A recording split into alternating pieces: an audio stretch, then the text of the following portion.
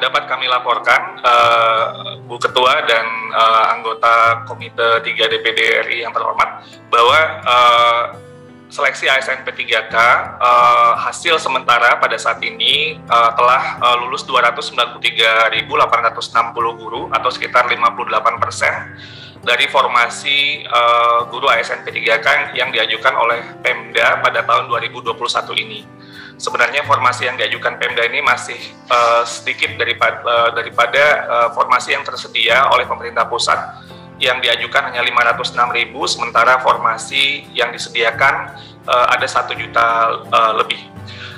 Dari hasil yang setelah ada pada saat ini juga terdapat 193.954 guru yang lulus passing grade yang belum mendapat formasi. Ada sekitar 38%. Dan di sini tentunya kita sedang memperjuangkan posisi kami memperjuangkan baginya guru-guru honor. Oke, jadi saya mengulangi kembali, posisi Kemendikbudristek adalah jelas kita memperjuangkan bagaimana guru-guru yang telah lulus passing grade ini akan mendapat formasi tanpa harus ikut tes lagi. Tentunya ini mensyaratkan, dan kami memohon bantuan kepada Komite 3 DPD RI yang terhormat, supaya kepada konstituennya dan Pemda yang terkait untuk mengadvokasikan untuk mengajukan formasi sebesar mungkin, semaksimal mungkin sesuai dengan kebutuhan. Karena tanpa ada pengajuan formasi oleh daerah, tentunya hal ini tidak bisa terselesaikan. Mohon diingat bahwa jumlah formasi yang tersedia itu 1 juta lebih, sementara jumlah guru honorer sekolah negeri yang tercatat itu 742.000. Artinya jika pemerintah daerah mengajukan formasi yang maksimal 1 juta formasi tersebut, maka besar kemungkinan guru-guru honorer yang sudah, apalagi yang sudah lulus passing grade itu akan mendapatkan formasi, karena jumlah formasinya jauh lebih besar daripada jumlah guru honorer yang ada di sekolah negeri. Jadi itu kunci utama dan perlu kita advokasikan bersama-sama. Selain itu, jadi pertama nanti akan saya bahas tentang anggaran. Yang juga sebelum itu perlu juga dilihat ada data yang kemudian kami cermati. Ada 117.000 formasi, 117.939 formasi yang sama sekali tidak dilamar oleh guru-guru kita di tahap 1 dan tahap 2. Ini sekitar 20% dari formasi yang tersedia tapi tidak dilamar sama sekali, satupun tidak ada yang melamar di tahap 1 dan tahap kedua. Ketika kami zoom in, ini ternyata formasi-formasi yang ada di daerah-daerah yang sulit. Jadi ada beberapa kondisi di mana guru-guru kita dalam satu daerah kewenangan pemerintah daerah, mereka memilih bukan di tempat yang sebenarnya mereka lebih, mungkin tempat mereka sudah mengajar yang kondisinya sulit, tapi mereka memilih di daerah yang lebih mungkin lebih dekat ke kota dan lain sebagainya, sehingga 117.000 formasi yang tersedia yang tidak sama sekali tidak ada pelamarnya ini juga menjadi catatan bagi kita, yang sebenarnya guru yang lulus passing grade tadi bisa jadi ini bisa mengisi formasi-formasi yang masih belum ada pelamarnya ini. Nah, terkait dengan anggaran dapat saya sampaikan bahwa dari Kementerian Keuangan sudah menyampaikan kepada seluruh pemerintah daerah, ada pertama, selain dari Undang-Undang Nomor 9 Tahun 2020 tentang APBN, ada surat langsung dari Kementerian Keuangan nomor S46/PK/2021 tertanggal 31 Maret 2021 kepada seluruh gubernur, bupati, wali kota tentang perhitungan anggaran P3K dalam alokasi DAU tahun anggaran 2021.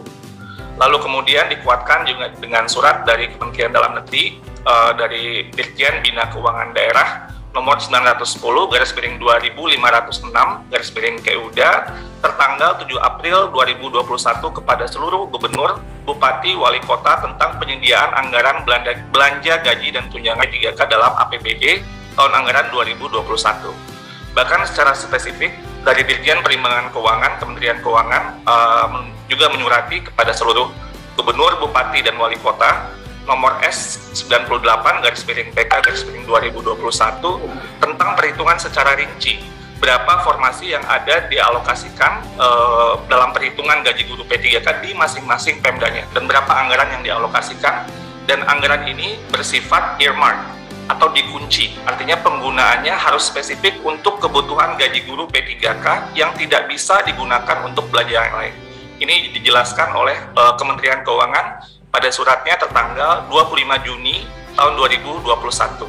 Nah, untuk tahun 2022 kita sudah menghitung ada 758.000 formasi, termasuk guru yang pensiun, termasuk guru agama, dan ini sudah dialokasikan di APBN sesuai dengan Undang-Undang Nomor 6 Tahun 2021, dan Kementerian Keuangan telah mengirimkan surat kembali, surat dari Dirjen Perimbangan Keuangan Nomor S204/PK/2021 tertanggal 13 Desember 2021 kepada seluruh bupati, gubernur, bupati, dan wali kota tentang perhitungan anggaran P3K guru dalam alokasi DAU tahun anggaran 2022. Bahwa perhitungan kebutuhan gaji untuk formasi ASN daerah dalam alokasi DAU 2022 telah ditetapkan, dan untuk guru-guru yang telah lulus di formasi di seleksi tahun 2021 sudah dialokasikan gaji pokok untuk P3K guru ini sebanyak 14 bulan gaji. Saya ulangi, 14 bulan gaji, termasuk gaji tunjangan hari raya dan kebijakan gaji ke-13. Dengan asumsi bahwa penggajian P3K guru yang lulus seleksi tahun 2021 ini sudah dimulai sejak Januari 2022. Ini sudah dianggarkan dan sudah dijelaskan oleh surat dari Kemenkeu kepada seluruh kepala daerah. Lalu untuk kebutuhan gaji pokok guru P3K yang nantinya lulus di seleksi tahun 2022 ini diasumsikan akan dimulai setelah lolos seleksi dan proses seleksi, ada 3 bulan gaji sejak bulan Oktober 2022. Jadi dengan demikian, sekali lagi ditegaskan oleh Dirjen Perimbangan Keuangan bahwa alokasi DAU untuk P3K guru merupakan dana yang ditentukan penggunaannya secara spesifik atau bersifat earmark, sehingga tidak dapat digunakan untuk belanja lain. Ini sudah ditegaskan oleh Kementerian Keuangan juga. Nah, tentunya Bapak Ibu, kami terus mengadvokasikan dan mendengar berbagai aspirasi terkait dengan masalah-masalah yang muncul, misalnya tadi yang disampaikan oleh Pak Bambang. Pertama, mungkin sebelumnya juga ada masalah pemberkasan yang mungkin sebelumnya Bapak Ibu juga sudah mendengar.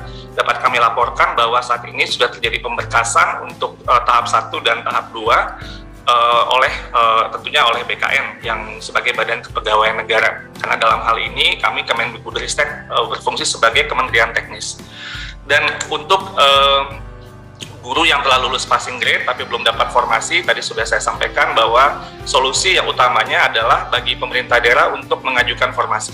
Tanpa ini maka tidak bisa kita menyelesaikan masalah formasi yang sebenarnya masih tersedia dan sudah dianggarkan dan dialokasikan dana dan bersifat sudah dikunci atau earmark tadi. Terkait dengan ini termasuk juga guru-guru yang sekolah negeri yang tadi disampaikan kalah bersaing dengan swasta, sebenarnya mereka bisa tetap mendapatkan formasi jika formasinya dibuka. Lalu untuk sekolah swasta kami telah mendengar berbagai aspirasi dan sejak akhir tahun lalu sudah berdiskusi dengan sekolah-sekolah swasta. Juga di awal tahun kami juga sudah mendiskusi mendengar berbagai aspirasi dari berbagai sekolah swasta, termasuk dengan pertemuan dengan Badan Musyawarah Perguruan Swasta tanggal 6 Januari untuk mendengarkan apa yang menjadi masalah dan apa usulan solusi. Dan ternyata memang salah satu yang terkunci adalah dari Undang-Undang ASN, yang sebenarnya pertama memberi hak kepada semua warga negara yang memenuhi syarat untuk mengikuti seleksi ASN, dan dalam hal ini kita melihat bahwa semua warga negara tidak bisa dikecualikan. Yang kedua, bahwa yang lulus dari seleksi aparatur sipil negara ya harus ditugaskan di instansi atau lembaga pemerintah. Jadi ini adalah ketentuan dari undang-undang yang tentunya kami harus tunduk dengan kondisi ini. Namun demikian, sekali lagi kami sampaikan bahwa kami terus memperjuangkan, dan saat ini dalam Panselnas kita berdiskusi untuk mekanisme seleksi ASN P3K di tahun 2022 dengan mempertimbangkan semua aspirasi yang ada. Mohon doa dan dukungan juga dari Bapak Ibu sekalian supaya bisa lebih baik di tahun ini. Satu hal juga terkait untuk sekolah swasta yang kami juga mendengar mungkin suara yang tidak jarang terdengar suaranya, tapi sangat penting adalah bukan dari sekolah dan yayasan saja, tapi dari guru-guru swastanya sendiri, yang mereka merasa mereka memiliki hak untuk perjuangkan kondisi kerja yang lebih baik. Tentunya kita tidak ingin guru-guru kita mendapatkan pembayaran atau gaji di bawah upah minimum regional atau UMR, sesuai dengan Undang-Undang Ketenagakerjaan. Kondisi ini yang mungkin menyebabkan guru-guru swasta yang ingin untuk mencoba kesempatan dalam seleksi ASN P3K. Jadi ini juga mungkin suara yang tidak terdengar secara lantang mungkin dalam berbagai liputan, tapi sebenarnya mereka juga memiliki semacam hak untuk juga mendapat kesempatan kondisi kerja yang lebih baik, apalagi itu jika di bawah kondisi UMR.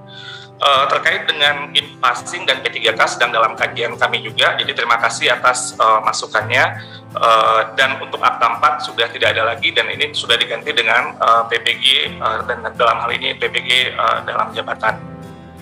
Lalu sertifikasi guru yang tadi ditanyakan terkait 24 jam, ini merupakan ketentuan dari Undang-Undang Guru dan Dosen terkait dengan beban minimal untuk kerja guru. Saya rasa mungkin itu yang bisa saya sampaikan. Terima kasih. Saya kembalikan kepada Mas Budi. Terima kasih